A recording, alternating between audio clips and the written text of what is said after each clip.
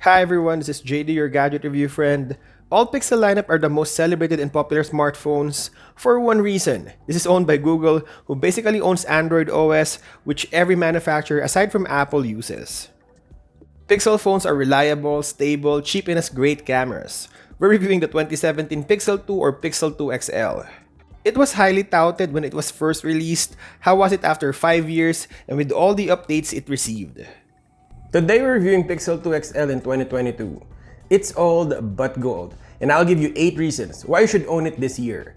Hey, don't forget to subscribe, my friend. Let's go! This is a flagship phone and we're expecting a great build. It has Gorilla Glass front and back, and the sides are aluminum frame. This phone is part of the glory days where phones are awesomely built and also cheaper.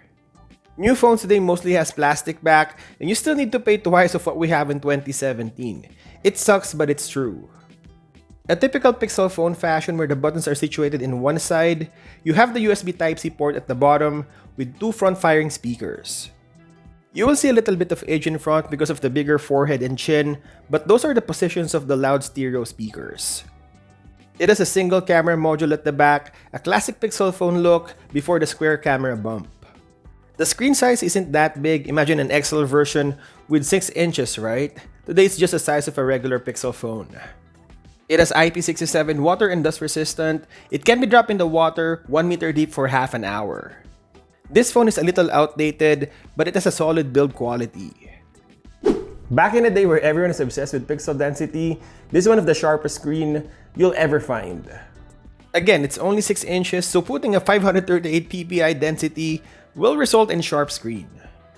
Before screen manufacturers like Samsung introduced the higher refresh rate, we're all obsessed with higher pixel density, so the screen before looked really sharp, and Pixel 2 or Pixel 2 XL are part of that generation.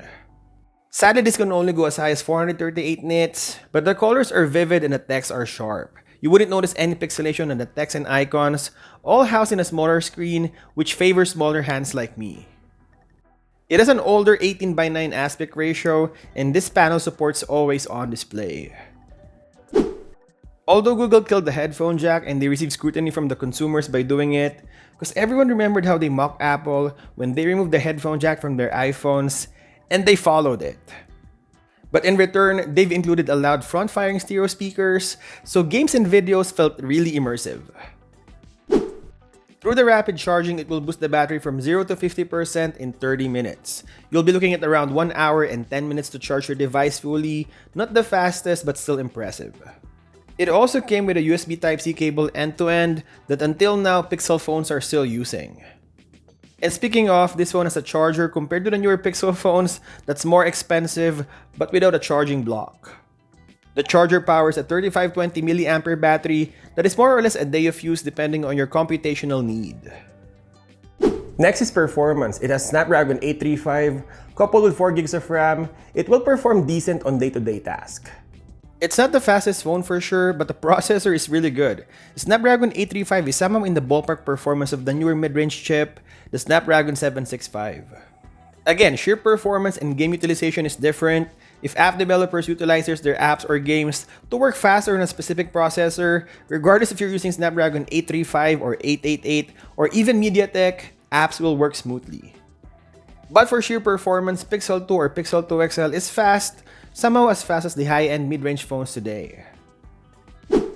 Next is the reliable fingerprint sensor. I'm not sure, but based on my tests and everyday usage, it feels the same as what we have on the Pixel 3. I think it's the same hardware and technology. It is seated at the back, which is the most comfortable place. Once you grip the phone by your hands, your index finger can easily reach the sensor. It can open your phone in split seconds and always detect my fingerprint. Never had problems with it, even with my sweaty hands.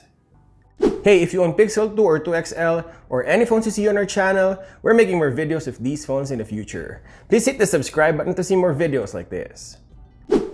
And lastly, the camera. I had so many camera comparison videos of this phone versus other flagship phones, and I think the latest was Pixel 2 XL versus OnePlus 9 with their Hasselblad camera, and the single camera of Pixel 2 XL held its own. In daylight condition, this will perform similar to the newer Pixel phones, minus the background blur, as the newer sensor is bigger on the new Pixel 6. The only thing I noticed is the slower processing of HDR images, but I know that Pixel 2 and Pixel 3 has this dedicated image processing called Pixel Visual Core. Pixel 2 or 2XL can also shoot 4K at 30 FPS with gyro EIS or electronic image stabilization. So what is Gadget Revenant's verdict, Pixel 2 or 2XL in 2022?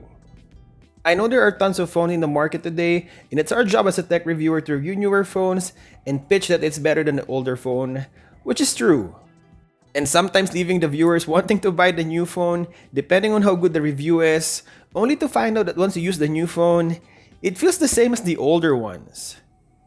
I will not recommend this to gamers. No, the processor is aging, you simply won't enjoy it, and the battery life is just okay, not as big as the battery capacity of the newer phones today.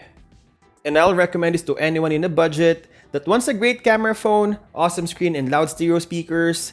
This phone will deliver for cheap.